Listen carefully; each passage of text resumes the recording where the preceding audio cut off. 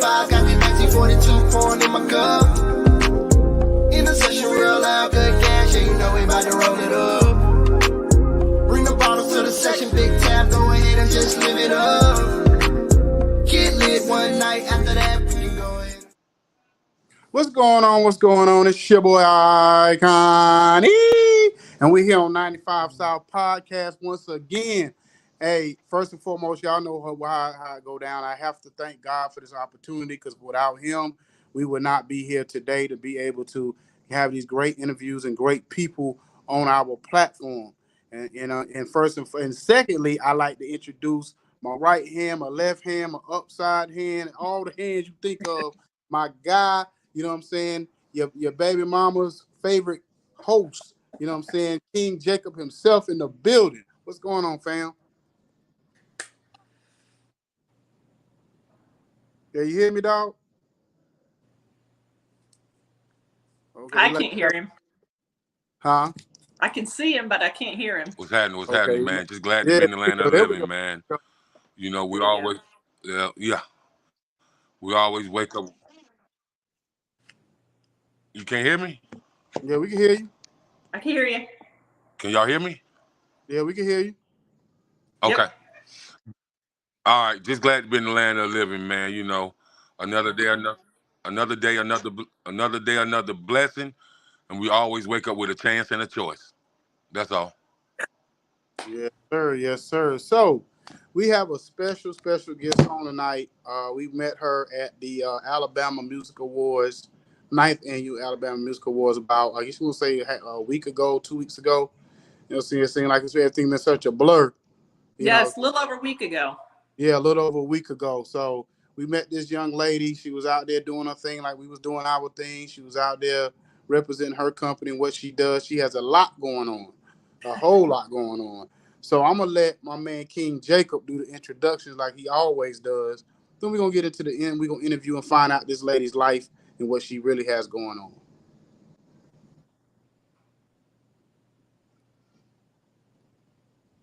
I don't know if he can hear me, so I might have to do it myself. So basically, like I said, we met this lady, and if you think about it, before I even say who you are and what you're doing, some of your walk of life is sort of similar to mine. So I know you're a social worker. I know you're. Okay, great. So there we go. I can hear you. Okay, go ahead. We shall adapt and overcome. Yeah. So I know she's a mental health therapist. Actually, you was in the Air Force. I was in the Air Force. What? No way. Yeah, I was in the Air Force from 2002 until 2008. Okay. I was in logistics myself. So I went in the military like right at the height of whenever 9/11, right after 9/11. Yeah. We started deploying. For me, I was on a support unit base, so I didn't have to. I never deployed, but we was in a support unit. So I was down in Florida. I don't know where you were based out of, but I was based out of Florida. I was with the 377 Security Forces. So I was stationed at Kirtland Air Force Base, and I deployed once. Okay, Kirtland Air Force Base. Where is that at? That's in Albuquerque, New Mexico. Oh, okay, yeah, I knew a few people. Yeah, a couple of people I was in tech school with. I think a couple of them got stationed out there. Yeah. So I know all about our old Albuquerque. So without further ado, we have Alma Leigh in the building. How you doing, young lady? I'm doing fantastic. Thank you so much for having me on the podcast tonight. It's such a pleasure to meet you, gentlemen. I met so many people. It was a blur, like you said, meeting all these fantastic, talented people. I got a chance to just connect with people I've been talking to over social media for about 6 months, trying to get everything lined up for this red carpet event. But it turned out fantastic. I mean, it was hot. Don't get me wrong. It was awesome. Yeah. So thank you so much for welcoming me on your show tonight. It's my pleasure to be here. Oh, the pleasure's all ours to have you on. So let's just kind of get into your story. You kind of let us kind of lead us up into where we at now, but just kind of give us a synopsis of which, because we read your bio, so I would kind of just want to get a little bit into your story, how you got to this point a little bit. So that bio on my website, in fact, I just worked with a new web developer yesterday, and I signed a contract yesterday. I'm actually updating everything on that entire website is getting completely redone. That bio is interesting because I noticed that you copied and pasted it on the social, but everything happens for a reason, Icon. And the place that I'm in right now in my journey is a deeply, deeply spiritual one, which is hilarious to a lot of people who have known me. Being somebody who struggled with depression, anxiety, self-professed person who I balked at any idea of religiosity or ecclesiastical or dogmatic mindset, anything religion based. I shunned and pushed away just because of a lot of the stuff, the garbage that I dealt with as a kid growing up. I had a big old chip on my shoulder, especially when I was on active duty back in the 90s. I felt like I was a victim. I felt like life was, owed to me in a lot of ways. And suffice it to say, I made a lot of really, really bad choices and got myself into some trouble with alcohol and some deep, deep depression. Ended up in the emergency room after drinking really heavily one night. Actually, it was my 25th birthday. And that was the start. And that whole experience it didn't really catapult me, but it did start to inch me into the trajectory that I've been on since then. Long story short, life between that point and now happened quite normal, a lot of I got married, got divorced, had two beautiful kids in that time frame. Challenged myself to go back to school not once but twice, and as things started to happen and evolve, I started paying attention to signs and started practicing and leaning into and reading on a lot of things spiritually related and intermingling that with quantum physics. And so now I'm a practitioner of quantum physics and spirituality. And let's just say that everything happens for a reason. And you said it yourself at the beginning of the podcast, how everybody has choices and chances to take. Was that you, Jacob? I think you said that. Yes. Yeah. Yes, So yes. yeah. So that's part of my mantra here. I created a program called the Power Shop. And so I'm working on building that up. And so, I mean, I'm trying to, encapsulate everything into why I'm here and why I do what I do. Why I do what I do is because I've been in that dark space, deeply dark space, not once, but probably 3 times where I legitimately made attempts to take my own life. And I feel like I had to go down that path in order to be here where I am today.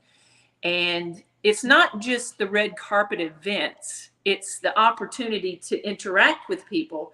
And then that's when I get to share my narrative and I get to share my story. I'm a speaker, I'm a writer, I've written 2 books. I have my podcast, From Fear to Love with Alma Leigh. I have the Alma Leigh show, which is currently in hiatus as I am building out those pieces to do another season. But my whole purpose is to challenge the people that I interact with. Number 1, to inspire them. Number 2, to help them seek their own sense of self-love and to find out what their gifts are.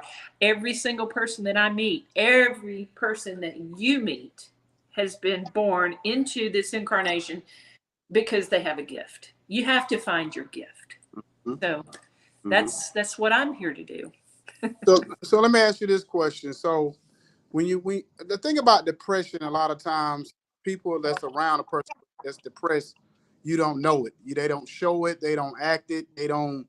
You don't whatever, you don't feel it or nothing. So when you were going through your depression, were you still the bubbly self like you are now and what we met, or was there signs that you felt that you was throwing out to people and they either wasn't catching it, or what was your process? So I'm glad you asked that question. Depression never goes away. It never goes away. It's how you manage it. And I do have my moments where I catch myself in that lull where it starts to crawl back in. But because I have a very, very sound practice of meditation, this is Gatorade. I like to drink out of a fancy wine glass because I'm bougie like that. I'm sober. I don't use any substance. I can't. I can't because it lowers my spiritual vibration too much, and so I've had to get rid of that. I no longer take any antidepressants. I don't take any anti-anxiety medicine. That does not mean that I have overcome depression. I get those moments. I get those moments where I catch myself like, ugh, what's the point? What's the point? So, but when that happens, I notice that it's there. I pay attention to it. It's not, when you asked me the question, the bubbly self, that persona, as it were. I'm not trying to say that just pretend it's not there and it'll go away kind of thing. That's not what I'm saying. You should acknowledge it. Don't deny it. If you need help, ask for it. You feel like you're, not coping well, and you, always go to the emergency room, always ask for help.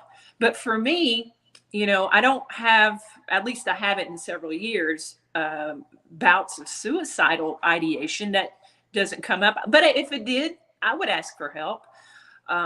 But I do get those lulls of depression. But what I do is I engage in some systematic senses of self-care. I find out, I'll ask myself, have I eaten today? Am I dehydrated? Am I tired? And I just go through the test. And then if I just need to get away, if I'm overly, stimulated, I've been around too many people, that will drain your energy. When you're around people, it's a parasitic experience. When you're around people, especially when you feel like you're the one that has to entertain and engage, it can be very parasitic and it can be very draining, and that can actually trigger some depressive symptoms. So it's the understanding and the knowledge that vacates all of the doubt that triggers that.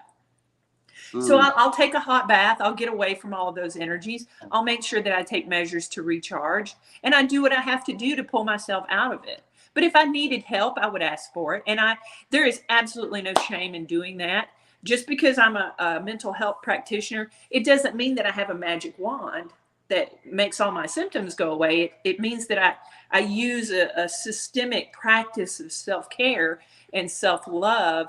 And I think that my mindset has completely shifted too with the type of information that I consume. I don't watch the news. I never watch the news. If there's anything that I need to know about, it's going to show up on my social media, or somebody's going to tell me about it. So you don't need to sit and watch the news all the time. So you've got to be very careful on what you ingest, both in your material, as far as your food, your drink, and your consumption of energy and information as well. So okay. Jay, you jump in and ask a few questions, because I know you got a lot of them. So first, I want to start off with disciplining the mind, disciplining your space. So, with you being in the military and you being in special forces, once you think about the mindset of sustaining and being in special forces, did that help you out when you got out and you was navigating through society? For sure. Yeah, but I didn't realize it until several years after I separated from the military on how, well, first of all, I think it's important to define what discipline really is. And for me, discipline is the ultimate act of self-love.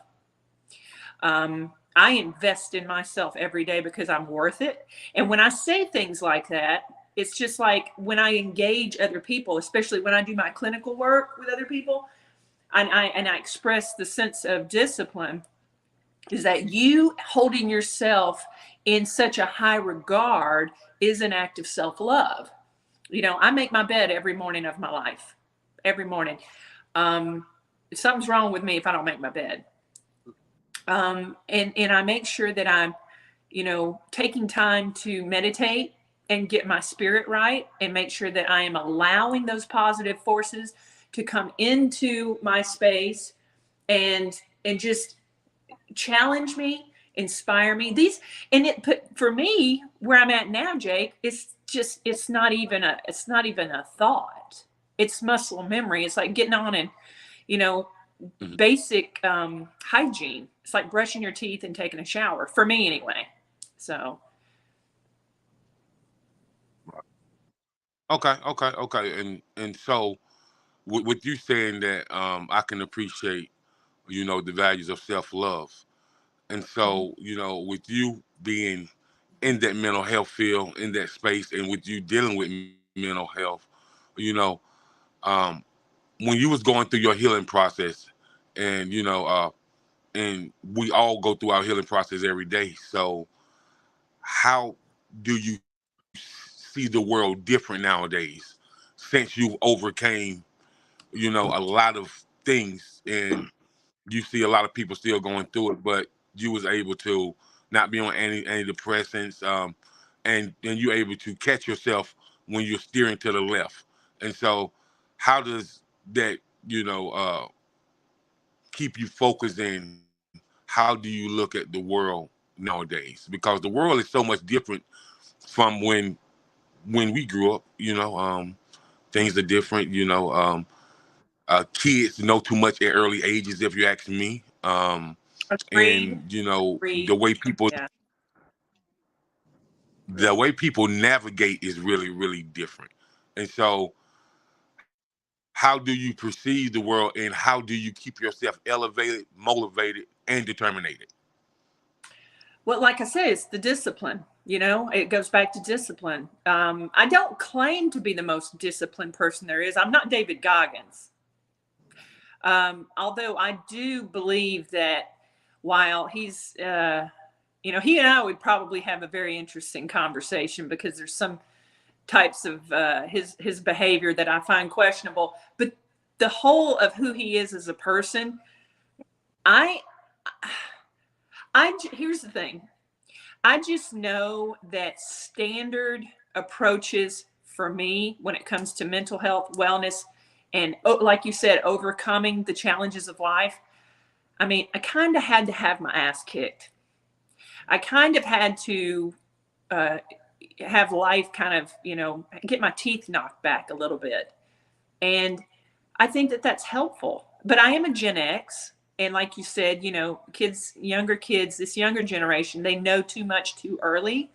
And I don't know really where that disconnect lies. I don't work with kids under 18, so that might be part of the disconnect that I have. But as far as looking at the world and the issues that I see, I'm not sure if that's specifically what you're asking me. Everybody's struggling. Yes. Yeah. Yeah. Everybody's struggling. Mhm. And I want to, stand in my, when I look at especially like gurus on social media and people who have these sort of these platforms, I guess you could say, that get on there and they've got like all the answers, and everything about who they are seems to be very polished and perfect, and like, I got through this and so can you, sort of thing. That's not the direction that I'm heading with my platform.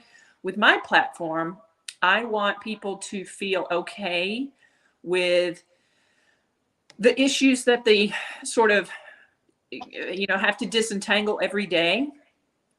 I'm not one to stand and say, look, I got through all of this, but now I don't have any problems. Sure, I have issues. But there's a couple of things that I will say and stand firm in, is that I am confident And I am a secure woman. I know who I am. I know what my worthiness is. I'm deeply in love with who I am at this point in my life. And the reason that I share that is because I want other people to know what it looks like so that they can emulate it for themselves. And it doesn't mean that I'm perfect. It does not mean that I've got it, I mean, I think I've got a good handle on things as far as how I'm living my life. I'm really, really grateful. My gratitude, that's another thing too, in addition to discipline, is having a very, very in tuned practice of daily gratitude. And it's tricky. Having that practice of gratitude is tricky. Okay.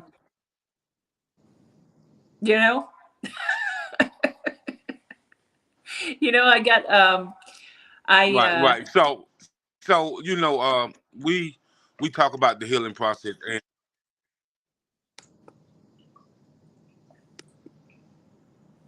I think there's a little delay. Oh, I'm losing for a second. There we go. Go ahead. Right. Okay, they're losing for a second.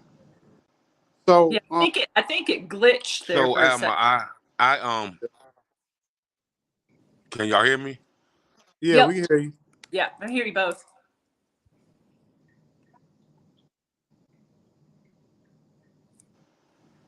I keep glitching out on.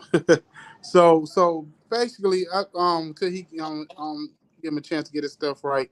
Oh, okay, cool. So okay. Overcoming, and getting to your healing power. There's different tiers.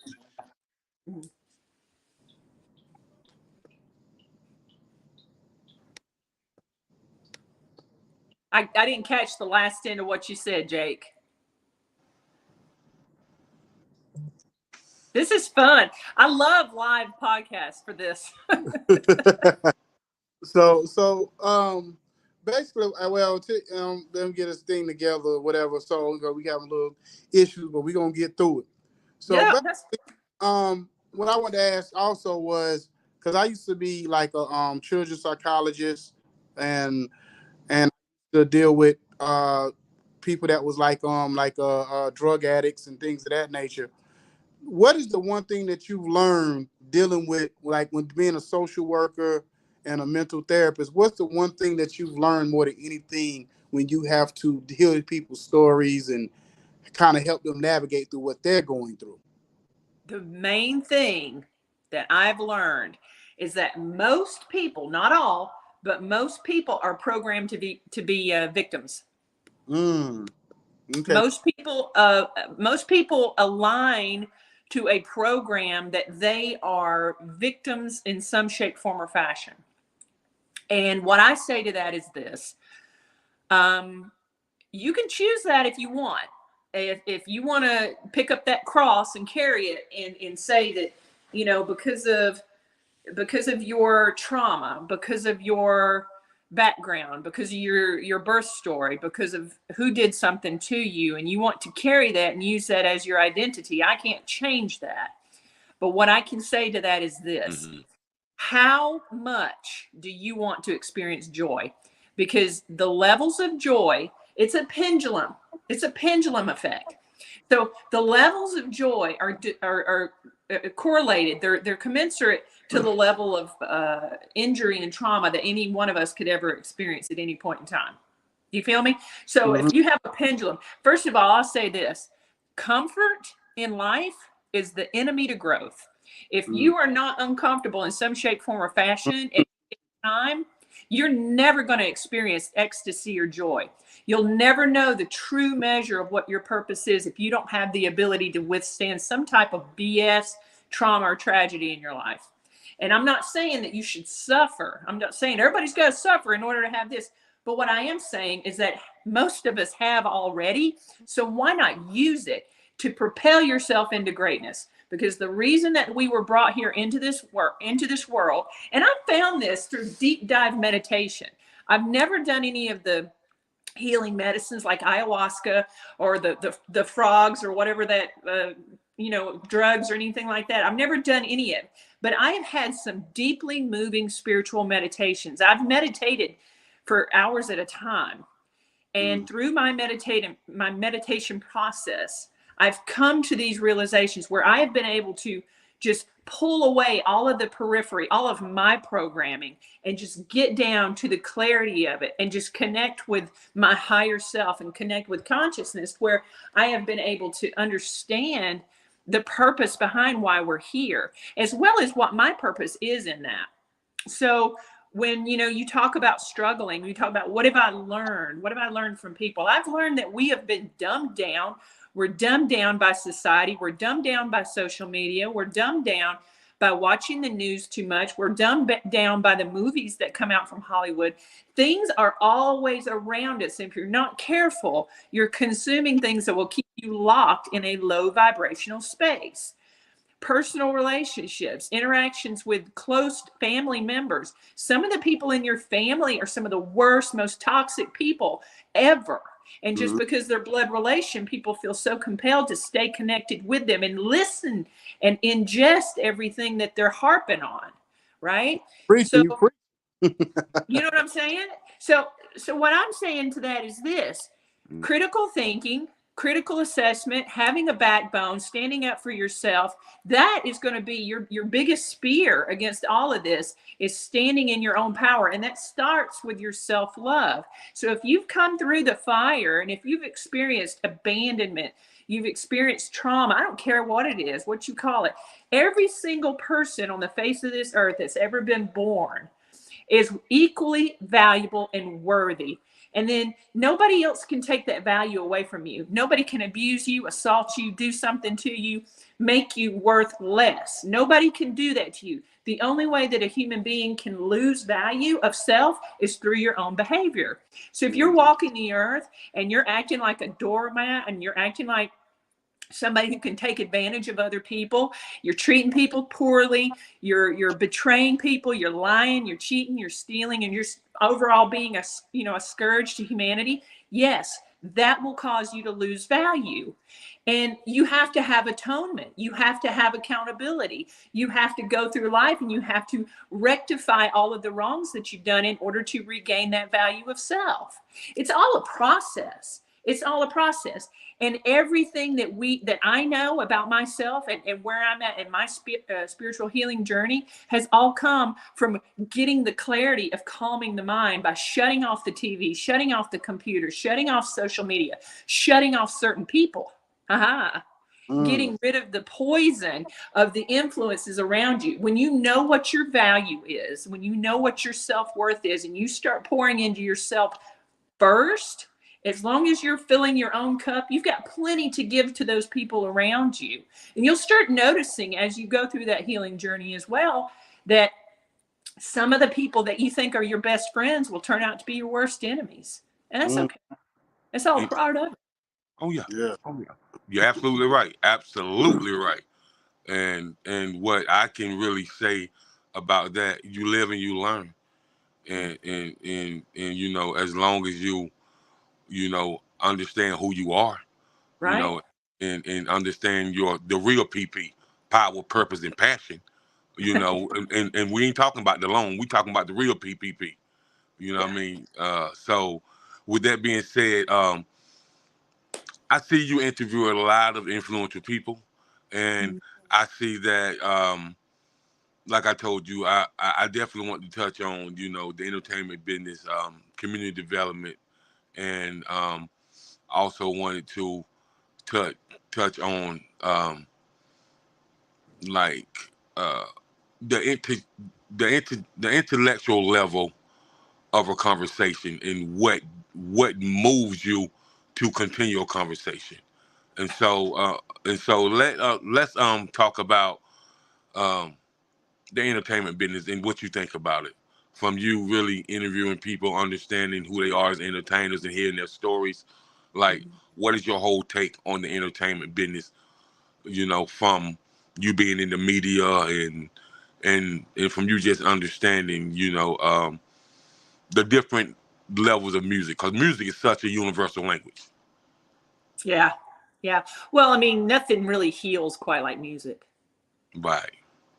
Writing, listening, singing, playing, sharing, the intimacy of it, the vulnerability of it. It's a type of communication that it transcends it transcends worlds. It's you can listen to a piece of music that's being sung in a different language and still understand it. You know, um, I work with a lot.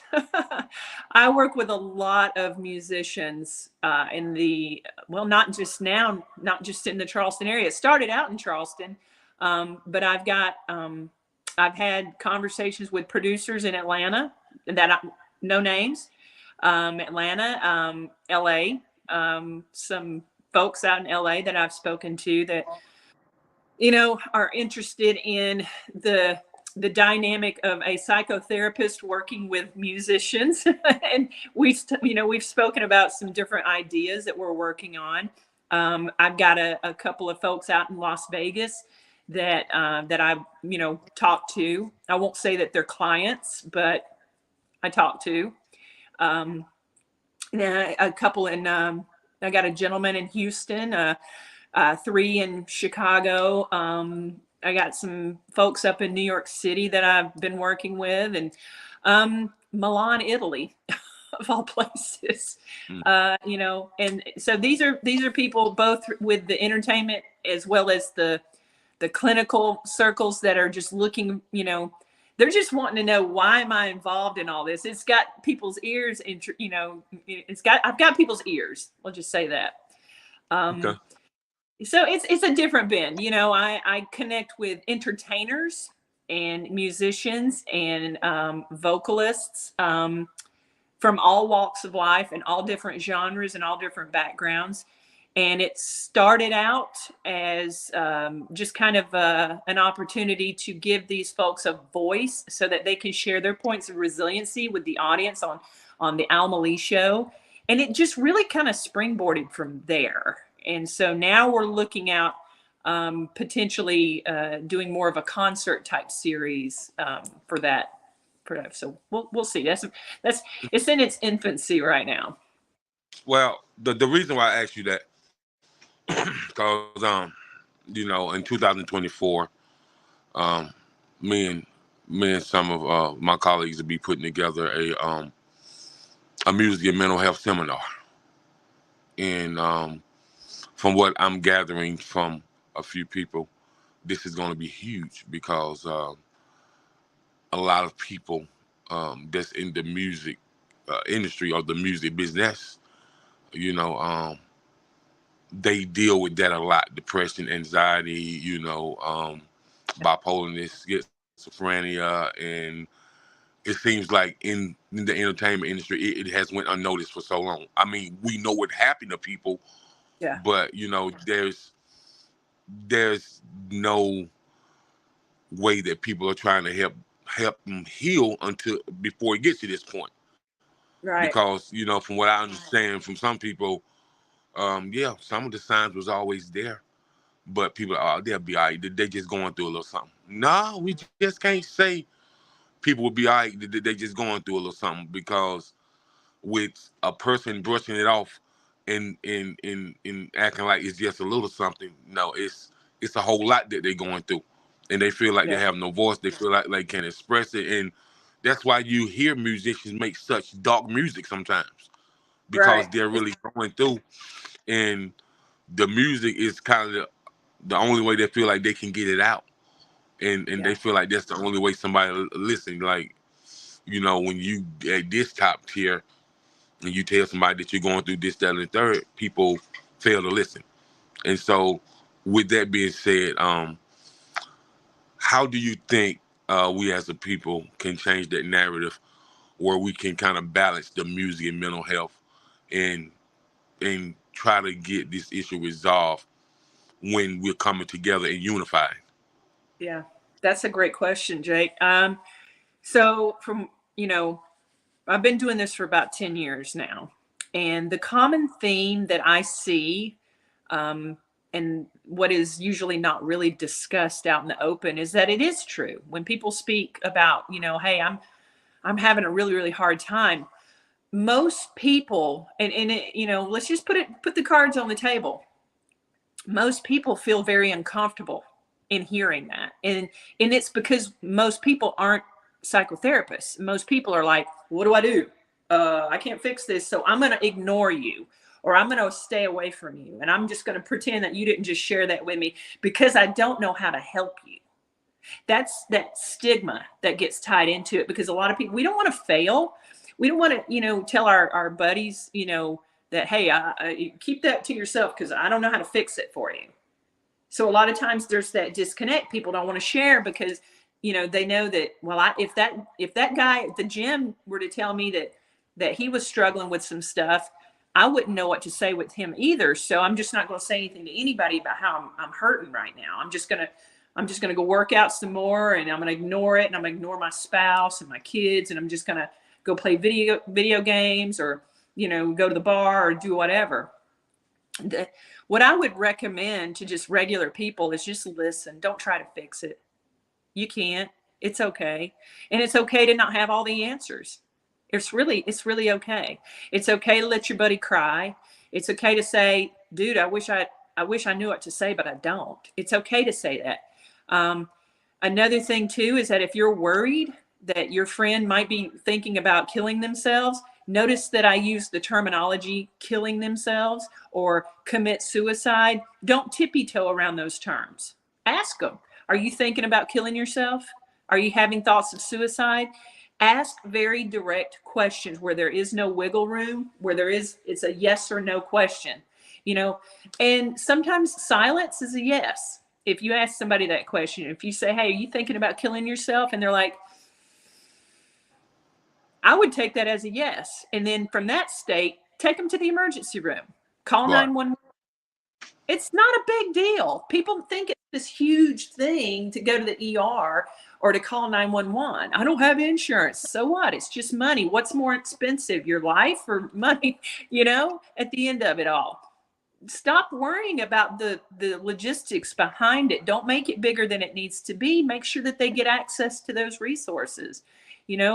I'm a big fan of just not overcomplicating this and making it as streamlined as possible. Just get help. It doesn't have to be embarrassing. It doesn't have to be a shameful situation. Just get help. And Right. it's okay to say, I wish I knew how to help you. No, man, I'm not going to kill myself. I'm just, I don't know what to do about this. I'm just feeling kind of bad. Okay. I wish I knew what to say, but I'm here for you. That's sometimes all that's needed is that. Mm-hmm, mm-hmm. And I'm glad that we're having this conversation, because within the music industry or the entertainment music industry as a whole, a lot of people go through depression, anxiety, and a lot of them, battle with, I'm not needed in the world anymore. So, I You just definitely ended, need it. I just end it all. And so, with No. with them saying that, because I read a lot on a lot of musicians that's been battling for years and stuff like that, and so we all wonder, this person was on top of the world, Yeah. had everything a person could ever hope for, and they took themselves out. And so No. sometimes it baffles people's mind, be like what was wrong. And I tell people, we don't really know if something happened during the childhood, or because what people don't know, a lot of people we might meet in passing has went through child molestation, and they Yeah. battle with that constantly all the time. It weighs on them through their life, cause Yeah. even if they came to their parents and told them this happened from a family member, a lot of these kids, when they were kids, have been ignored, and Yeah. and the I weight is work with down on them. that. They come to me and they tell me, this happened to me as a kid. I was molested by my uncle. My parents didn't believe me. And if I can, I don't mean to interrupt on that, but I think if somebody's watching this podcast right now who may be going through something like that, here's the thing about that, okay? Make no mistake about it. It ties back into what I was saying earlier about all humans, right? All humans are born equally valuable, equally worthy. And then Uh-huh. the secondary part of that is that nobody can do anything to you that will cause your value to diminish. So if you're assaulted, if you're abused, neglected, abandoned, you know, molested, you know, if you are, you know, objectified in some shape, form, or fashion, and that has created a space within you, a programmed mindset that because you experienced such a devastating trauma, that in that mindset, you believe that somehow this experience, or, you know, this event or this series of events over time where you were objectified and used, that it has somehow diminished your worth. And it hasn't. That's the thing. That's the program. That's the shame attached to the actual experience, because you're alone and isolated in it, because people don't know how to deal with it and handle it. So they sweep it under the rug, essentially making the child, the whoever experienced it, walk the earth having this knowledge, and then also having the magnification of the injury by people not believing or ignoring the problem. Mhm. But what I say to that is this, and it sounds kind of preachy, but, and it's not to say that it doesn't matter, but hear me out when I say that it doesn't matter. You get to choose. I mean, here's the thing. This is so huge, and I can't stress this enough. It's so huge to be able to isolate all of the pieces of the emotional cancer that you've been given. The thing about this emotional cancer is that you get to walk away from it if you so choose. And you actually get to redefine who you are as an adult based upon what pieces of that cancer you choose to remove. And that includes lack of family support, you know, lack of extended family. You're not obligated. That's the thing. A lot of people feel like they're obligated as adults to go through life because, you know, that's my family. It's not your family if they don't listen to you, if they don't support you. It's just blood at that point. It's just DNA. So I just encourage people to start making some really, really deep excisions, emotional excisions. Choose you. Yeah, that's that military mindset, right? You get to choose your family. Your family's not blood. Your family's who you choose. You pick your tribe. You pick the people that you go where the love is. You find the people that see you, the people that support you, the people that choose you, the people that connect with you. It's a Mm. program that teaches people to think that they have to keep these relationships up, and you don't. That's Mhm. all I Right. say about it. Okay. Okay. That's deep. I love it. I love it. I love it. Thank you. Thank you for that dialogue. Icon, I'm gonna say one more statement, then I'm gonna give it back over to you. So, um, community and things that happen in the community. Mhm. So I haven't checked this year, Alma, but when I checked it on last year, the state of South Carolina is number 5 in the nation in domestic violence. Mm. I was floored. I was really surprised. And so when it comes to, I mean, I tell people when I got grown, I seen it a lot. I never grew up in it, and I never knew that it was that severe until I kind of started studying, working with nonprofit organizations that fight against domestic violence, sexual abuse, and mental abuse, financial abuse. So started working with them, and they taught me a whole lot, and started learning.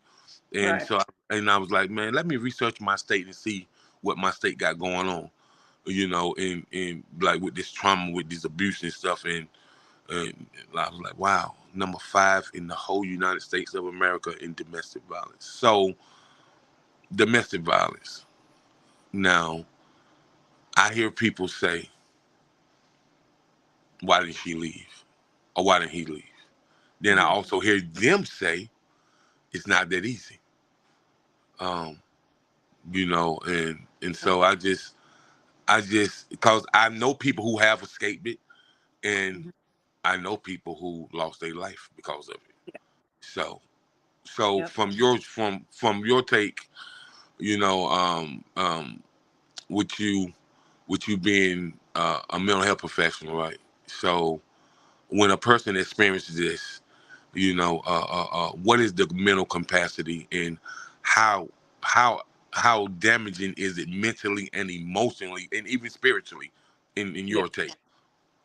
Well, now I will say that I do not provide any interventions for people who are in active domestic violence, that are Okay. actively engaged in domestic violence.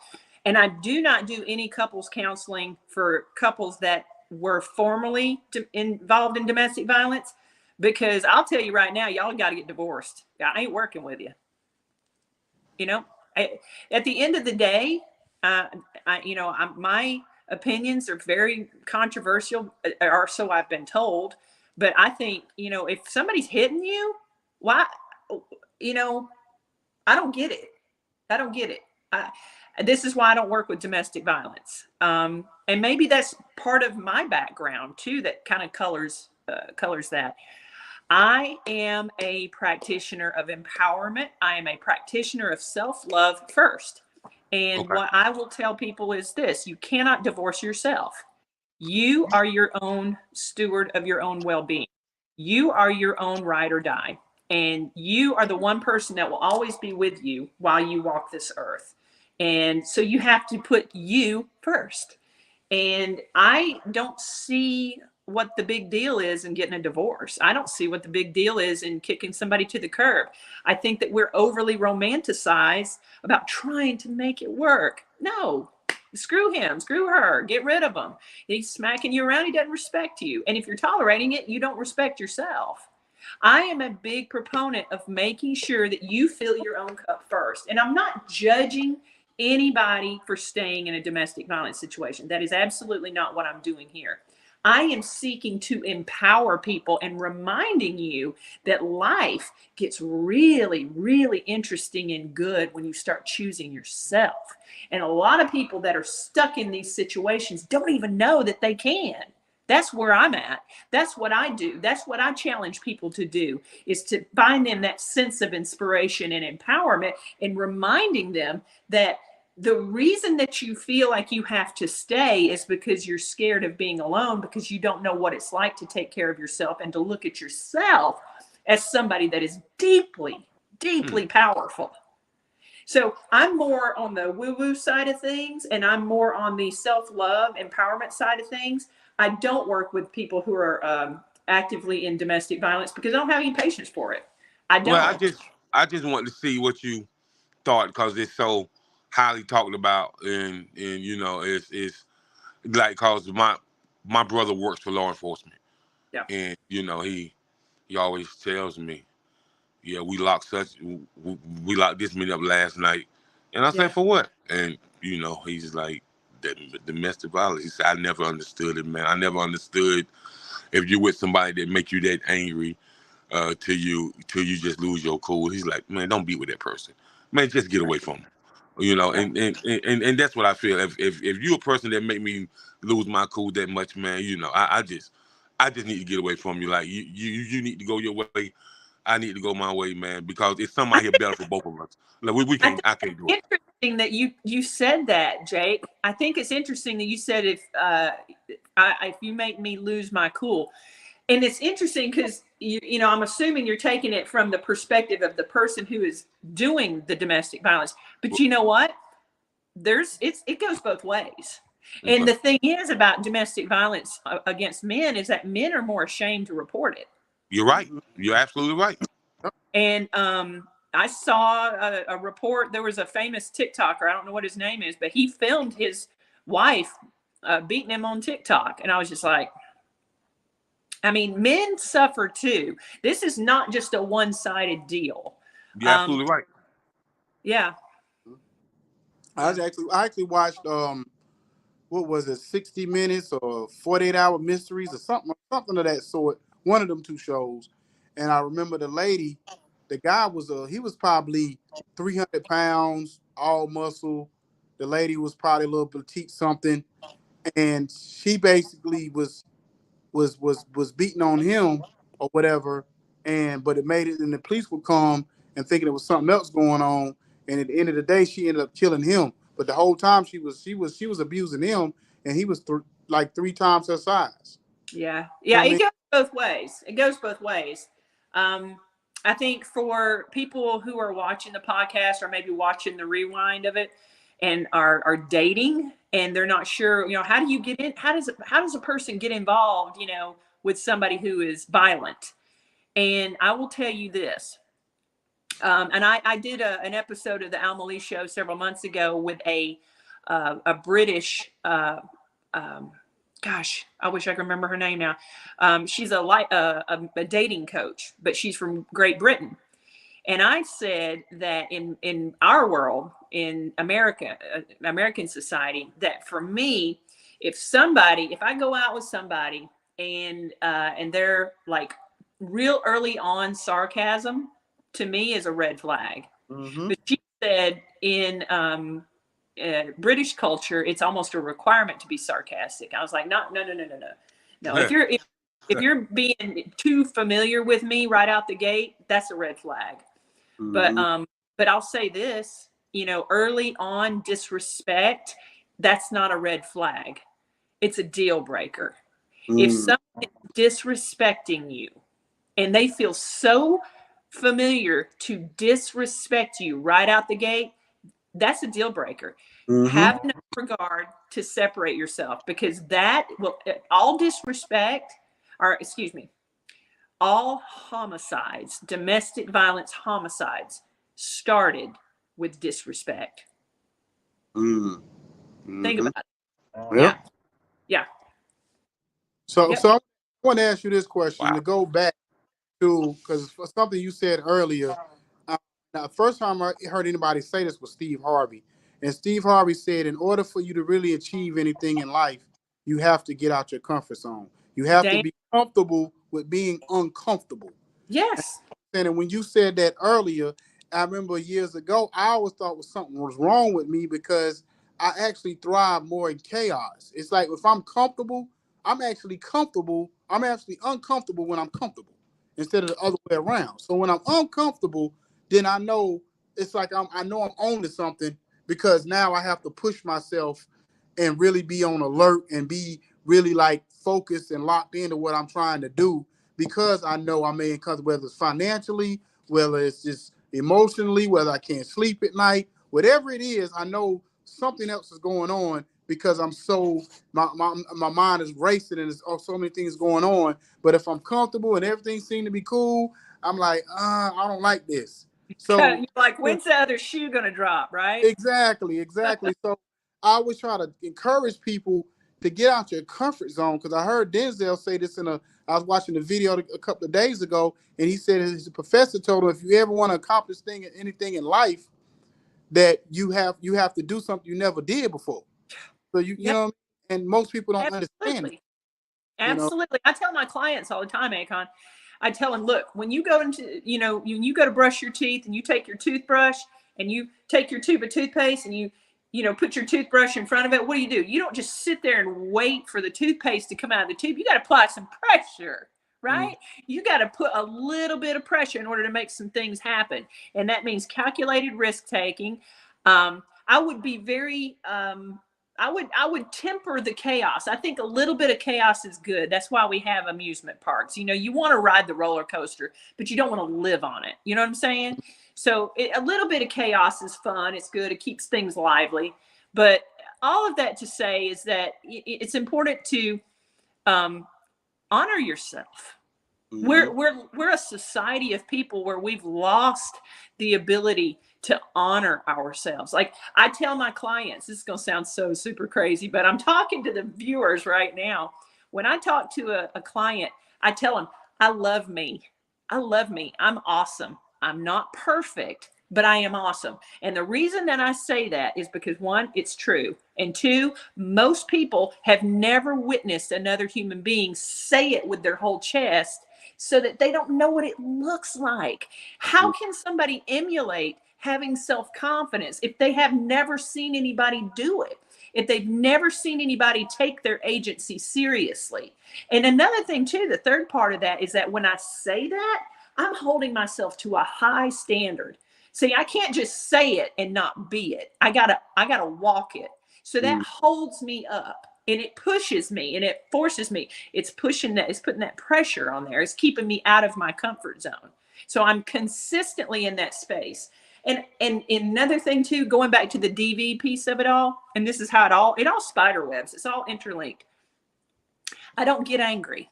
Now I feel anger, but when I start to feel anger, I make a mental note of knowing that I need to leave that situation. And the reason that I say that is because anger has gotten me into so much trouble in the past that I have allowed myself to be victimized by other people who used my temper against me. And I allowed it. And it wasn't even their fault because they knew what buttons to push in order to get a certain reaction out of me. So I've made a long-standing commitment to myself that if somebody's ticking me off, I'm out. I'm just out. I can't deal with you. You upset me too much. You know what? I'll give it to you. Deuces, I'm done. And then I leave it. I wish you well, but I'm out because you want me to feel a certain type of way and you're not behaving the way that I feel you should. That means I need to separate because something in me is pushing and resisting against who you really are, which means I can't change you and I need to leave the situation. We only have control over two things, if that's our actions and our reactions. And we can't change what other people do, say, think, or feel about us at any given time. You know, it's funny you say that because I remember telling some people I know, I was like, when you have friends, and all of us have those friends that they do little stuff, they have little tendencies about them that irk you sometimes. But I'm like, okay, it's just like being in a relationship, like a marriage or whatever. All the things that that irks you, are they deal breakers or they just stuff that irks you?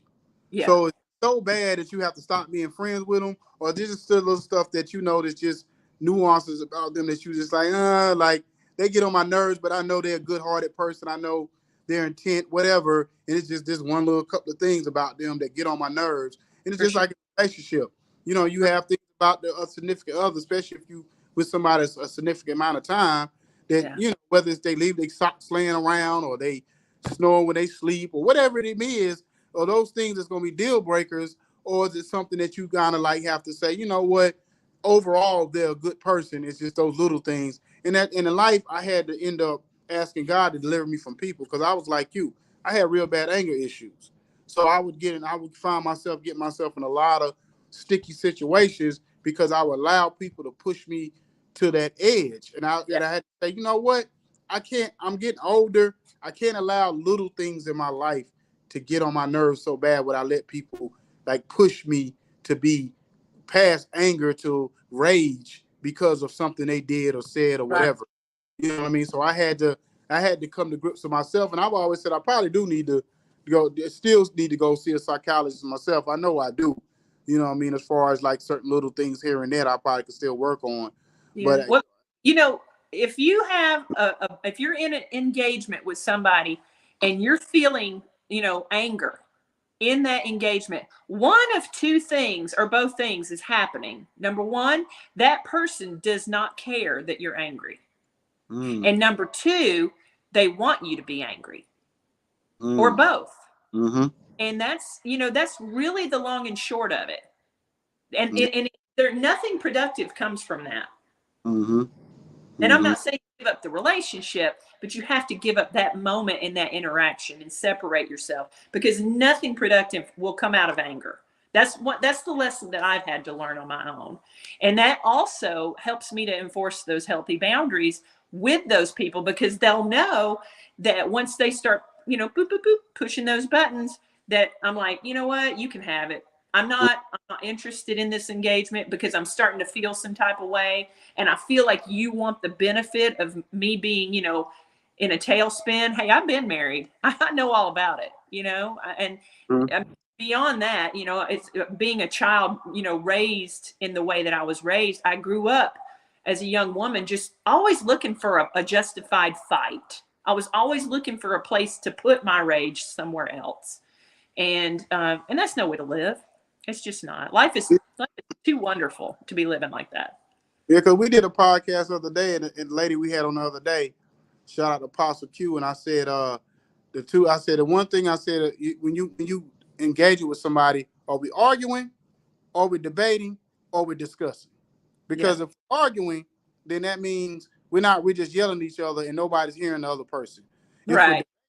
then somebody's trying to win the argument or trying to win the back and forth. If we're Right. discussing, then we're trying to come up with we're trying to come up with a solution. Right. So if I get to the point where I feel like we're just arguing, then I'm definitely gonna back up or whatever. And debating, on while I'm debating, if we're talking about sports or something, a bunch of men sitting around talking about sports or something on a social level, whatever that nature, then we may continue to get engaged. And if we're discussing, that means we're sitting down and we're trying to actually come up with a solution to whatever problem. Sure. You can debate. I mean, as long as there's no disrespect, right? Mm-hmm. Yeah. Exactly. And that's when it goes somewhere else, when it starts to become disrespectful. That's why I don't argue LeBron and the Jordan arguments no more, because they get too disrespectful. I don't even mind. I say, no, I'm out. You know what I'm saying? I don't even go that route. That's just emotional men, bro. That's all, man. It's just emotional men that's passionate about a sport. That's all, man. I'd be like, okay, have it your way. You know, if that's the way you think about it, that's the way you think about it, man. So, before you continue on, Jacob, let me just tell everybody for our radio world, please, we're with Village Global Network. That's the network we with, 8 radio stations, 144 countries. So I want everybody to know that.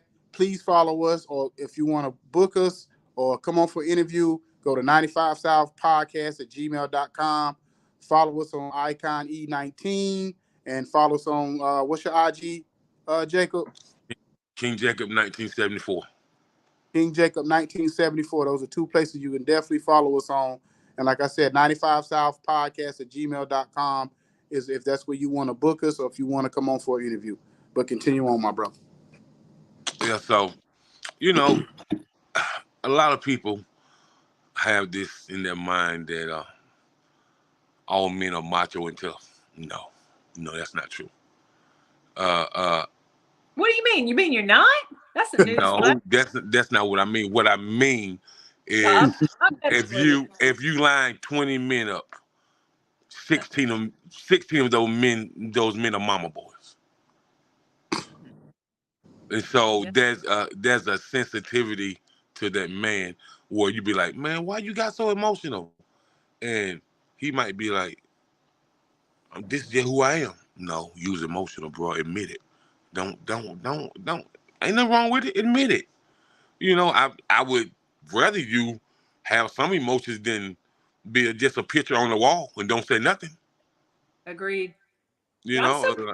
Clients, my men client, that I work with, that they'll get tearful when I'm working with them, and I'm just like, dude, that is for a man to be vulnerable to the point of tears is such a sign of strength. If you think about it, it really is, because they're honoring the way that they feel, as opposed to hiding it and repressing it and allowing it to come up in anger or other maladaptive vices, alcohol, drugs, sex, gambling, that sort of thing, obsessive type behaviors. It's super healthy to be tearful. I mean, and in tearfulness is just a physiological response to stress anyway. It's a normal part of being a human being. But I mean, I get it. It's a program. It's all part of the program to tell you that, you're not supposed to be vulnerable if you're a man.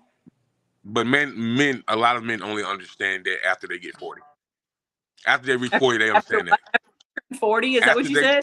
Yeah, after they reach 40 years old, they understand that. Yeah, we cry Lion King after 40. After 40, you cry on it. You cry on anything, movie, commercial, TV show. Yeah, it's bad.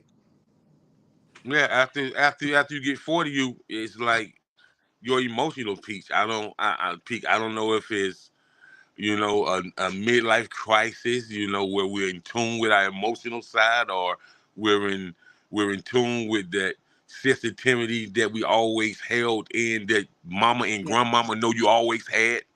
You know what I mean? So I'm just saying, I don't think nothing wrong with it. I think that the vulnerability of a man kind of opens up on who he really is. You know what I mean? And I think that we kind of really understand that we have a vulnerable side, but in having that vulnerable side, You really got to understand what vulnerability is, what it means, and what's the process of becoming vulnerable, so you don't mind if people see it. I don't know if I'm the right person to ask that question, Jake. You know, Maybe not, but I'm. I, I gotta that is a point that I do struggle with, is Yeah. being vulnerable. Okay. And it's a byproduct of childhood abuse. That's a part of my whole message here is, let me put it this way. I am vulnerable, but I am extremely selective on who I'm vulnerable Okay. with. Okay. That's a fact. And I can tell you right now, there might be 2 people on this planet that I could sit with and just really be open and share. 2, maybe 3 people. Yeah. That's understandable. That's understandable. I mean, everything ain't for everybody, and you can't share everything with everybody. So No. that selective few that you have, you just keep them close. That's all. You know what I mean? That's You, all. That's you don't need 20 people in your circle. That's the thing. right. That's this. You got 2, 3 good, ride or dies. Yeah. You're like Yeah. good. I mean, that's to go back to the when we talked about the mental health in the celebrity world, and Yeah. I thought about Juice World. I thought about the artist Juice World, and I watched the documentary on him. And he had all these people around him that knew he was, taking these pills. And he was taking 15, 16 pills a day at some point. And they tried to do little interventions and all that kind of stuff, but it just when Jacob was talking about how you think somebody, he was the #1 artist in the world, or whatever, and whatever it was, something in him triggered him where he had to get high every day, and then until high to the point where he was just overusing. And then you go back to you can go back to early days of a Marvin Gaye when he on top of the world and he's getting high, or you just go back to all these people like Ray Charles. Ray Charles was at the top of his game, and he's out. All these people getting high, and they're extremely successful. But like you said, something happened before they even got to that point. Yeah. Yeah. And they think by the time they get to that point, oh, I'm going to be happy. And they realize, no, happiness is not within this money or this fame. Mike Tyson realized that when he started being the heavyweight champion of the world and realizing I'm still not happy. I'm actually Right. more miserable than I was when I was broke. Yeah. You know? He said that his most peaceful time was when he was in prison. Yeah, so it's like one of those things, because he knew, like, if everybody's kind of probably heard his childhood stories and things he went through. Yeah. And like DMX, he was never a happy person. It seemed like ever really, he was with his dogs. Like the dogs was the only thing that ever made him happy. But his Yeah. childhood was ridiculously bad. So it's just we just never know what a person really going through to really understand. Like you said, it got to be a spiritual component to it, because this trying to lean on your own understanding is not going to work. No, you have to have, and I'm not preaching religion. I'm not a dogmatic person. Spirituality and religion is 2 different things. Absolutely, it is spirituality. They say I meditate. I meditate probably twice a day, at least. And it's a connection where I have to focus on my intuitive process. You have an intuitive process too, and that's your higher consciousness. And that's what, makes sense about all of this, because believe it or not, we have all the answers. There's this guru that I follow called Sadhguru. He's funny. He's real down to earth. And he says that you can read all the books you want in the library. It's just a snapshot of someone else's sense of clarity at any given time that they happen to write down. But what you really need beyond knowledge is clarity, and you need to find your own. And that's where your meditation process comes from. That's when you're able to separate yourself from the program, when you're able to separate yourself from everything that you have been taught to believe about who and what you are in this world.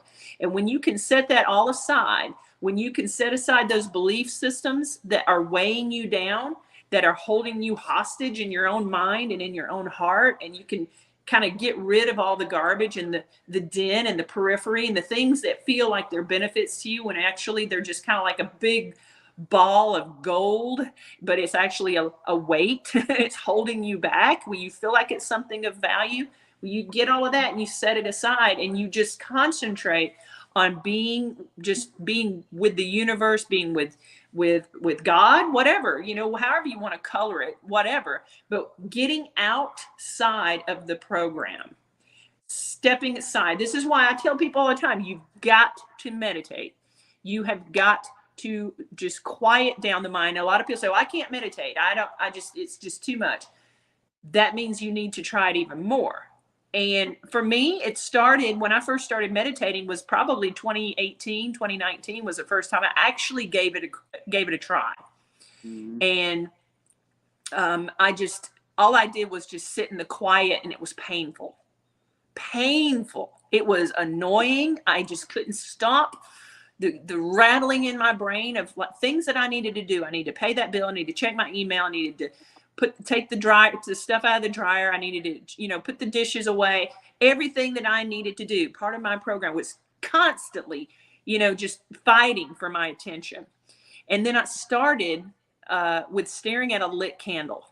I thought, okay, I can stare at a candle. So it started at 5 minutes. Just quiet the mind. And I would catch myself staring at that candle for 5 minutes, and I would still have those intrusive thoughts, but I kept it going. And it wasn't even a consistent practice at first. It was here and there. As I was getting stressed out, I would just go to my studio and sit down with a lit candle and stare at the candle. And that's what started all of this. And now when I meditate, and I don't claim to be like some, guru or anything, but I look forward to it because it's like plugging into the universe's Wi-Fi. That's the best way I can describe it. Mm-hmm. Because I sit with myself and all of the anxiety and all of the depressive symptoms. And, not that I'm not really having the struggles that I used to have because I don't drink. And I'm being very, I use a lot of discernment with what I'm ingesting. If I'm, looking at social media, that's not helpful. I'm not looking at that. Nope. I'm not reading that. Nope. I'm not clicking that. I'm not turning that on. I'm not watching that show. I'm not engaging with that. I'm just very careful about a filter, about what I'm ingesting. And then I just go from there. And then I prioritize my time. I make it a priority. It's important. Okay. Jacob, got anything else? Nothing else, man. It's been wonderful. I really, really appreciate it, and I just want to say, thank you for coming onto the platform and dropping those jewels, those diamonds, those rubies, all of the above. I love it. I love the visual of it. I'll take it. Before we go, I'd like to tell everybody where they can find me on social media and stay up. I've got Please do. So my website is getting a redo. Everything about my website is getting redone, but it's staying the same. It's www.almaleigh, ALMALEIGH.com. And all of my socials will be uploaded there. But until that happens, because it's just getting started. It's going to be about 6 weeks from now before it's finished. You can find me on Facebook under Alma Leigh, ALMALEIGH, or Instagram either at the Alma Leigh Show or at I am Alma Leigh. And those are my Instagram handles. And they can usually keep up with me on Instagram. I can go on Facebook once in a while, but Instagram is usually where I'm headed. Now before we go, also have any events, anything coming up too? Not anything I can talk about. Okay. I'm filming some things right now, but they're not my events. They're not my projects, so I can't really. I've got a couple of commercials that are coming out. Maybe a music video coming up here at the end of the month. That's going to be filmed, and I'll be sharing. That's a definite. Which I'm excited. This will be the first music video that I'm going to be in.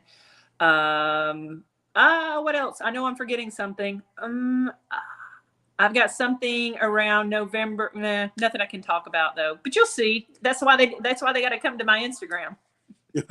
Okay. Got it. Hey, like I said, the pleasure was all ours. You have a blessed and wonderful night, rest of your week, and I'm pretty sure we're gonna link up and make something happen. Absolutely. Thank you so much, gentlemen. It's been my pleasure, and I really look forward to linking up with you very soon.